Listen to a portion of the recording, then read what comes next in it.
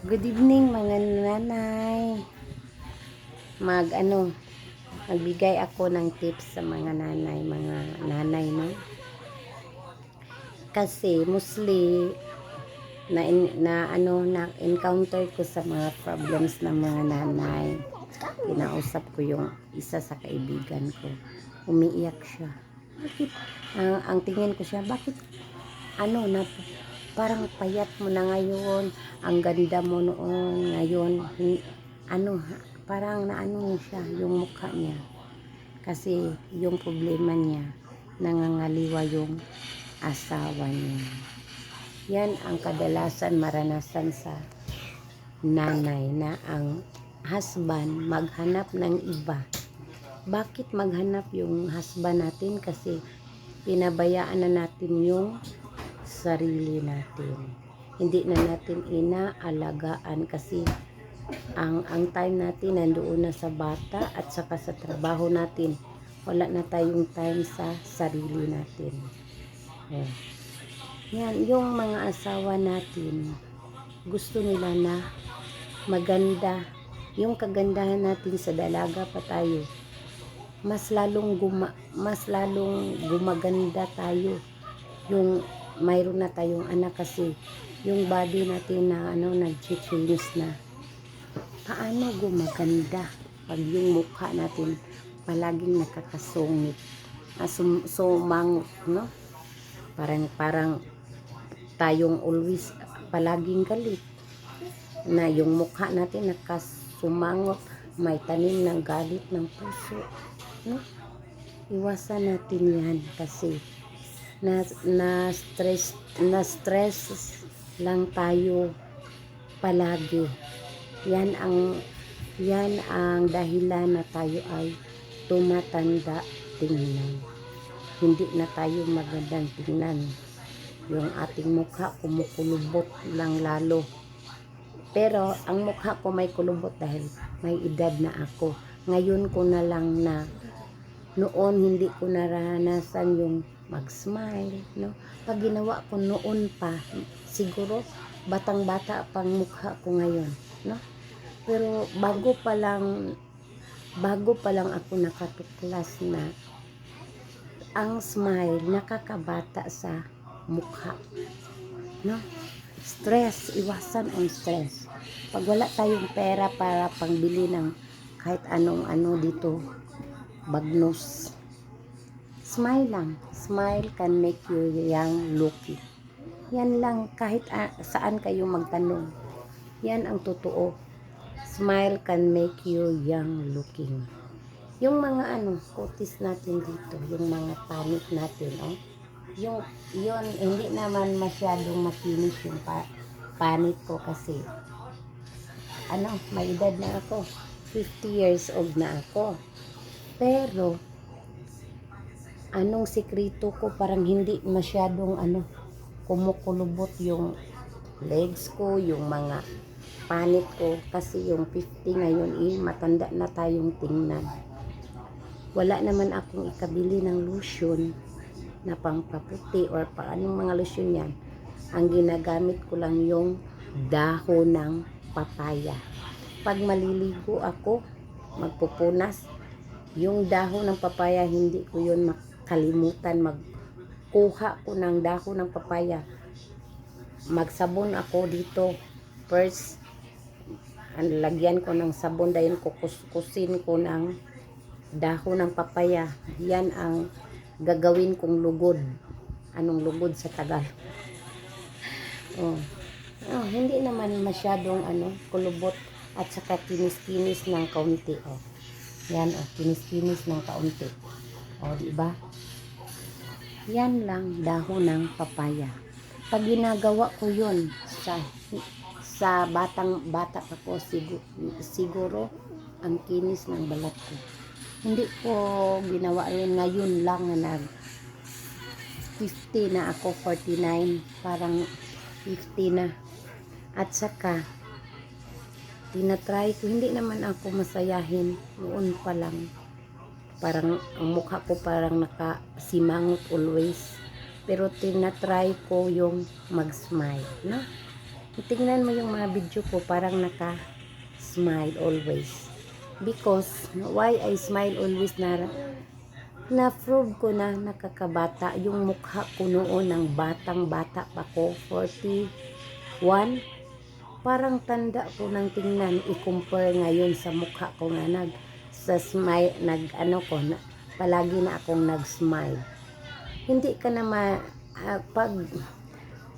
pag may galit dito, hindi makasmile yung mukha mo. Ang number 1 tips, alisin mo tong galit dito. Puot, galit, alisin mo na yun, yung mga problema. Idasal mo lang sa Diyos. Tanggal na yan dito sa puso pag dinasal mo ng Panginoon. Makakasmile ka na kasi gumagaan yung dibdib mo. No?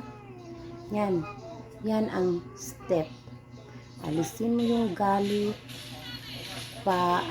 Luagon mo ang imong dughan. Isang pagluag.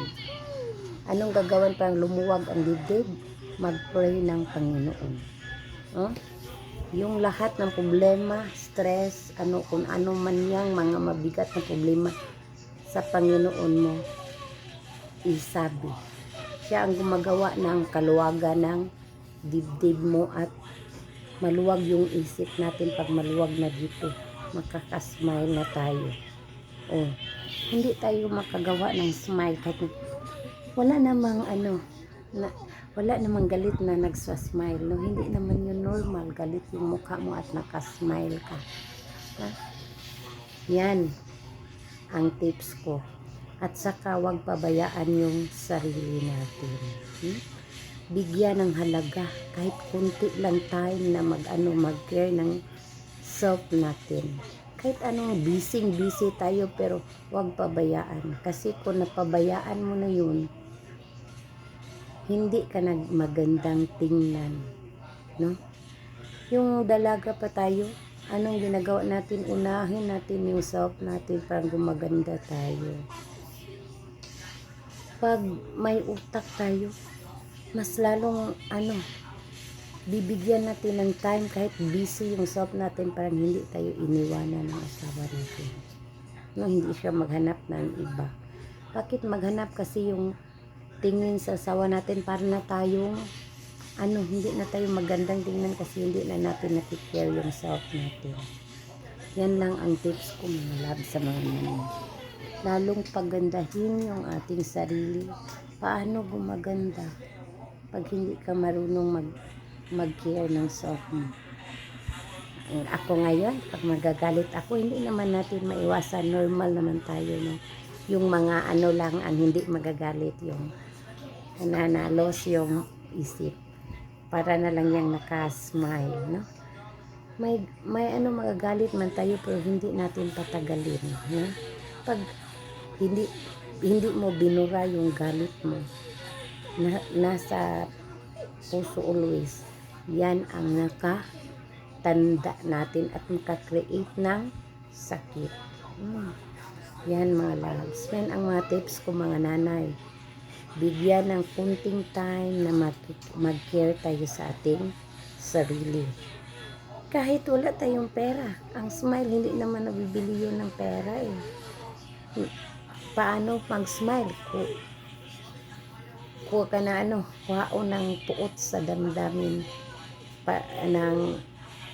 hindi ka magtanim ng puot dito, galit dito. Pag mawawala na ang galit dito at saka puot,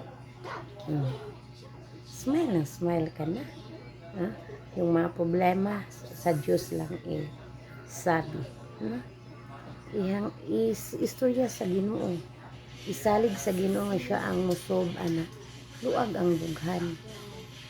Ugwa po tayo pangkuan sa ako nang ingon dahon og kapayas. Nga nandiya, ug na po'y gamay time.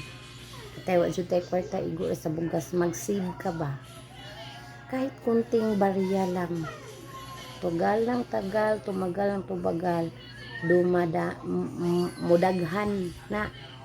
Ug makaigo na makapalit na ka, kamao ka mo hair color, mo palit ka niya i-color sa imong hair.